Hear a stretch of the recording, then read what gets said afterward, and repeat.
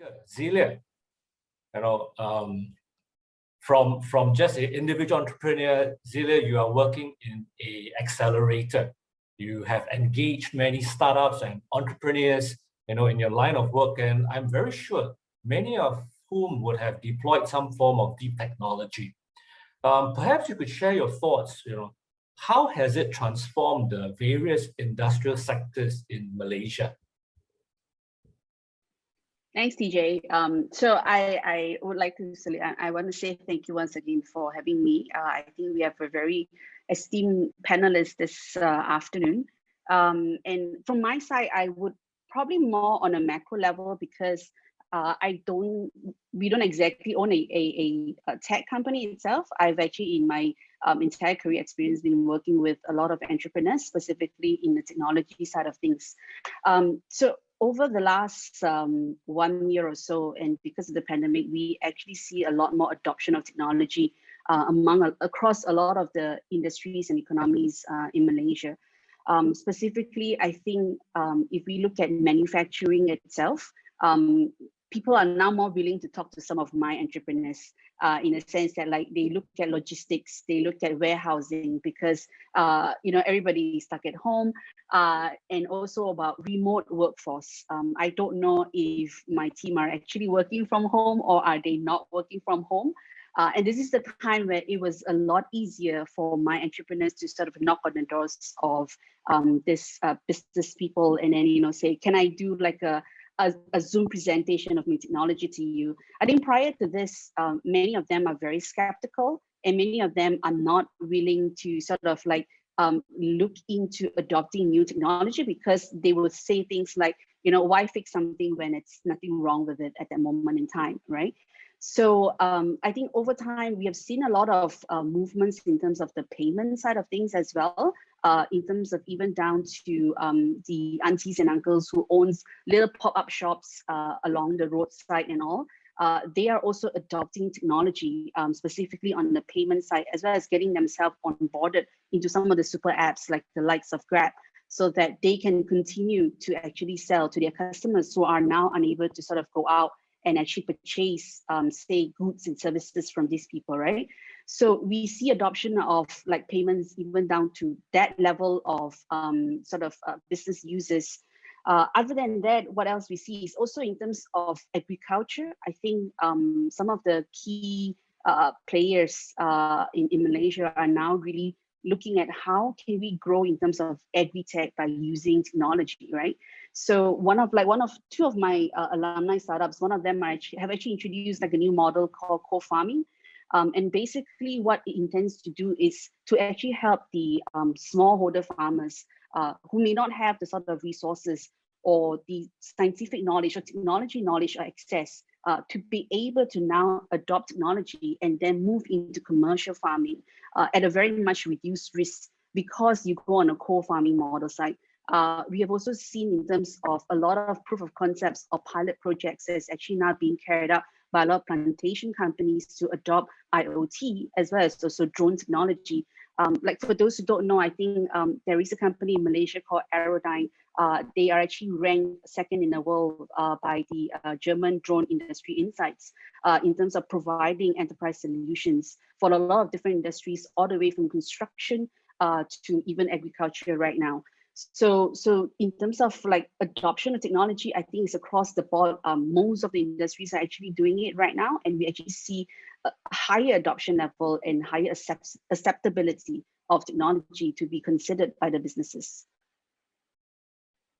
Thank you very much, Xelia. You shared something that really echoed with me, in that this has been an era where we've seen a paradigm shift and a mindset change amongst the traditional industrial sectors. That there is now a greater adoption and willingness to look into technology, to embrace even the startups and entrepreneurs to be part of their ecosystem. So thanks very much for sharing that. Thanks very much for sharing that. From your experience, Xelia, could you share with us then, how has deep tech really just been influencing business trends and looking at economic transformation within Malaysia? And how do you see the whole public-private partnership being critical to facilitating this? Thanks, DJ. So also hearing from Aimee in terms of inclusivity, right? So if we look at Malaysia right now, I think if we see the acceleration of adoption of technology over the last 1 year during the COVID, the government has actually been very supportive in the sense of actually trying to help as many tech entrepreneurs in Malaysia. At the same time, also have to balance in terms of the economic returns. So they also have to look at in terms of how the SME is going to grow. We introduced a national technology and innovation sandbox sometime in the third quarter of 2020, during sort of like the height of the pandemic and all. And recently we have also introduced what we call the My Digital Blueprint. The reason why these initiatives have actually been put in place, as we all understand, I think for deep technology, it's not something that is entirely cheap to start off, and also to sort of see the fruits of that sort of R&Ds and stuff like that. So with deep tech, in many parts of the world, deep techs usually will have to be supported in a way, at least from the funding perspective, is usually undertaken by the government. So in this case, when they introduced the sandbox in August of 2020, that includes funding in there. And the sandbox currently has actually been created whereby they have actually gotten participations of quite a number of corporates, because at the end of the day, it is sort of pointless when you have a lot of startups or innovation that's coming out from even the universities and all. But if there is no market access, if there is no market need for the adoption of such technology, or even discovery of such technology by our companies and corporates, it's pointless, right? So the sandbox is actually meant to create basically a safe space to connect some of the innovation that's coming out, not just by the commercial startups themselves, but as well as from the academic side of things to some of the corporates. And mostly right now at the very start, what's happening in the sandbox is many of the corporates that are actually participating, they are in a way sort of the GLCs, right? And like Aimee said earlier, you know, if you just have like say part of the corporate ecosystem that's participating in this sandbox, it may not actually show you the full picture in terms of adoption of deep technology or even technology itself within the corporate space. So one of the challenge I feel that we will then face here in Malaysia is basically being able to rope in the smaller companies or the private companies to basically come into the sandbox, open up their ecosystem to basically pilot or do proof of concepts for some of the innovations that's actually coming out in the Malaysian startup ecosystem.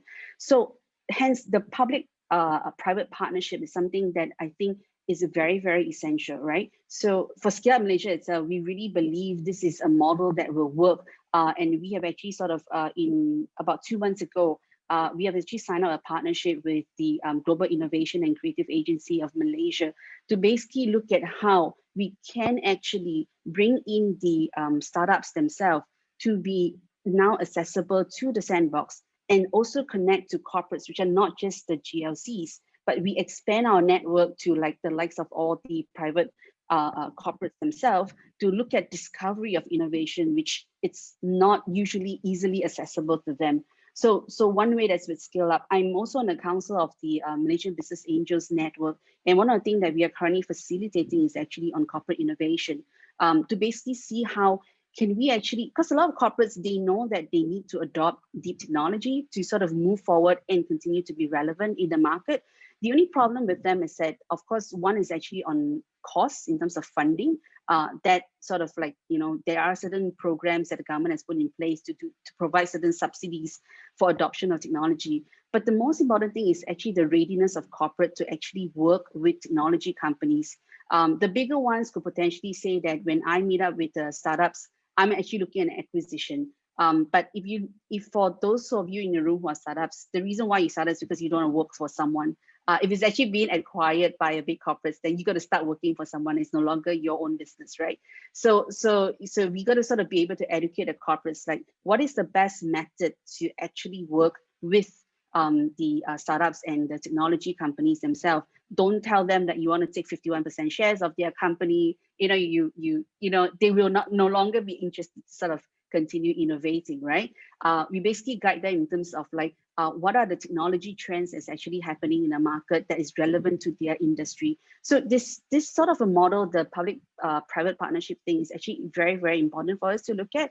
And in order for things like the sandbox as well as the My Digital Blueprint that we have actually just come up with in the last 2 months to actually really work and to basically accelerate the growth of use of technology within the ecosystem, we need to actually adopt that model.